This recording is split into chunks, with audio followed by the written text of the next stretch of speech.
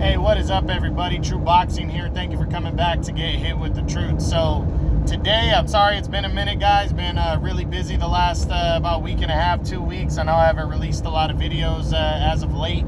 I'm still going to release a couple more champions reports. The IBF I'll do this week and the WBC later on. But today's video is going to discuss the preview of the Deontay Wilder versus Tyson Fury third fight that's taking place this Saturday, October 9th on ESPN pay-per-view. It's a big fight right here, between these two guys. We'll get into that, but the undercard is really good as well. Also, sorry I wasn't able to get to the podcast prior to this fight. Just so much going on for me right now. But I'm going to do this video, and then I'll probably be getting to a podcast sometime next week after this major fight.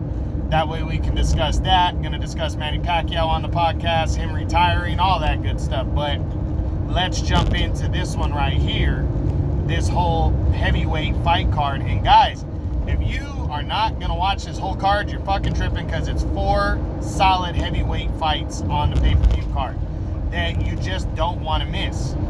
The opener sees undefeated rising star Jared Anderson, rising prospect in the heavyweight division.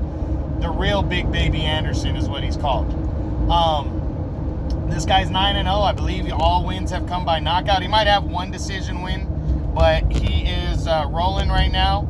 He's a Bob Arum prospect with Top Rank, and he's going to be taking on Vladimir Teneshkin, I believe the guy's name is, who is a step up in terms of experience. Teneshkin hasn't really beaten anybody, but he's 22-0-1, so he's got some experience in there, and we're gonna see what the real big baby Miller can do. But it's an 8-rounder. I think Miller's gonna come right at him, and I think he's gonna knock him out. I think he's gonna go in there, get some rounds in. I'd say a knockout early to middle rounds, heavyweight action, and a guy who's on the rise, an American heavyweight. Make sure you check that one out. Next fight up is the rematch between Adam Konaki and Robert Helenius.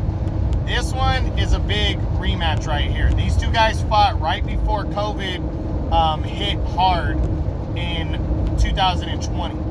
And Konaki he was an undefeated rising prospect, that some people thought, hey, he could run into Deontay Wilder or one of the PBC guys at any moment, because he was doing well. He's taking on a veteran and Robert Helenius, and he got upset. Surprisingly, Robert Helenius blasted him out in 4 rounds. And, Helenius, this dude's not a pushover, so people need to stop looking at him as such. He's lost to, his losses, Jason Duhaupas, or I think it was Johan, something like that. Duhaupas, he lost to him. Duhaupas fought for the title against Wilder, got stopped in the later rounds. He's not a bad heavyweight. He was solid. He beat Robert Helenius years back. Dillian White has a decision over him, and then Helenius he got knocked out against Gerald Washington, but that was in the 8th round. Washington's a former world title challenger, so Helenius not a complete pushover. So people going into the rematch should not just automatically expect Adam Konaki to win this one. Plus, both guys, it's been a year and a half, but Helenius has the experience edge here. So that might play a difference. But you never know. But if this fight ends by a knockout for Konaki, it might not be till later on, because Helenius can take shots. He's proven that in his career. He's been hit by some big heavyweight guys. But Konaki needs to go in there and not just head first, all-out brawling. He needs to try to box a little bit, set up his punches, or he's going to get his ass knocked out again. Now, I really think this is close to a 50-50 type battle right here. But I do believe it could, I do believe that Konaki is going to get his revenge. I think he's going to be focused. He's not going to be overlooking Helenius this time. I think he's going to go after it. It might be a decision win, though. He might not get him out of there. But I'm going to say, since it's been a while, as long as Konaki comes in shape, we'll see. I think he gets him out of there in the middle of later rounds and gets back on track. By getting his revenge in this one. But we'll see what happens. I really do think Helenius could do the same thing again. He might be able to outbox and outwork Konaki based on their style clash. So we'll just got to see what happens. That should be a good one, though. It's a rematch, and it's heavyweight, so it should be good. The co-feature, though, 2 undefeated heavyweights on the rise right here. You have 15-0, 12 knockouts. F.A. Ajagba, a Nigerian Olympian from 2016. The guy's been looking solid. One of Bob Arum's guys on the rise. He's taken on Frank Sanchez, who's an undefeated 18-0, 13 knockouts prospect that's been with the PBC. And I might have that mixed up. It might be exact opposites, but I don't think so. But either way, these 2 guys are undefeated heavyweight prospects trying to make a name for themselves.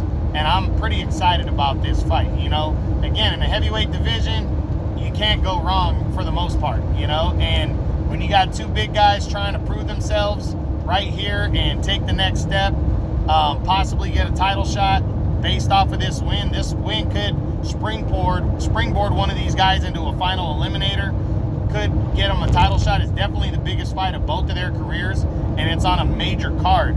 So these dudes are going to try to stud the fuck out. But I think it's going to be a good one. I am personally going to pick Ajagba to beat Frank Sanchez. I think Sanchez is more hittable. I think Ajagba might be the better, more skilled fighter, but you never know in the heavyweight division. It could go either way, but my personal pick is Ajagba. I honestly think he might stop him in the late rounds, the middle to late rounds. But again, guys, it's heavyweights. You can't really make a full-on prediction when it's 2 guys that have not really proven themselves against top competition. They pretty much have fought gatekeepers at best, and now they're turning their attention towards each other. So it's about making a name, and I think somebody's making a name for himself in the co-feature. That's going to be a good battle of undefeated heavyweight prospects. But the main event, 3rd time, is it going to be the last time? Tyson Fury, the undefeated reigning WBC heavyweight champion, takes on Deontay Wilder, the former longtime champion. This is the 3rd time these 2 guys are going to see action. If you guys want to see a full breakdown of this video, go to my YouTube channel, True Boxing, and see my breakdown video I did a few weeks back. That's all in depth, and you get a full-on prediction, everything. But I'll touch base a little bit more, scale it back a little, but this one, it's going to be a good matchup. It's 2 of the top 3, 4 arguably heavyweights in the division right now. Fury pretty much has won both fights, in all honesty. The first fight was called a draw, but it shouldn't have been. Fury completely outboxed Wilder. I gave him 9 rounds in that first fight. There was 2 knockdowns scored for Wilder. I still think the fight should have been scored 115-111. 9 rounds to 3, take out the 2 points to Fury. But the Wilder camp, I will give a little bit here that 12th round knockdown was very close to being waved off. Fury got up at 9.5. It was fucking close. The ref could have very easily waved it off. I didn't have a problem with the rematch. I personally thought Wilder was going to win the rematch, and Tyson Fury stepped into Wilder's power and beat the shit out of him. Wilder made a shitload of complaints after the loss. 7th round TKO loss. He got rid of his head trainer, who stopped the fight and saved him, really. But he gave a lot of shit to him. Also made a shitload of excuses. Fury's hands weren't, his gloves, his uniform was too heavy, and his legs were gone. That's Wilder. Fury was taking something in the corner. All the excuses are being put to bed right now. These 2 guys were supposed to fight in July. Fury got COVID. Now they're fighting in October. And we're going to have about 19-20 months in between fights for both guys. So it's an interesting, really heated matchup right here. Can Wilder win this fight with his power? I think that's the only way he can win, in my opinion, is by knocking out Tyson Fury. I don't think has a chance in hell at a decision. I don't think the judges are going to get 2 out of 3 fights wrong in terms of robbing somebody. So I don't see Wilder winning a decision. He's got to knock Fury out. Can he land that big shot to knock him out? Or is Fury going to pick up where he left off? Because in all honesty, 16 rounds these guys have fought. And Fury, 19 rounds these guys have fought in 2 fights. And I've given Fury 16 of those rounds. So, but Wilder possesses dynamite in his both hands, especially his right hand. And he could knock Fury out and put all the critics to bed, including myself. But until Fury gets beat by Wilder, I'm picking Tyson Fury. I went against him the first 2 fights, and it was a mistake. Both times. I thought Wilder would knock him out the first time. Didn't happen, and he completely outboxed him. I thought Wilder would knock him out the second time. He was the hottest heavyweight at the time. Wilder was. Heading into the rematch, he was the #1 heavyweight in the world, and Fury embarrassed him.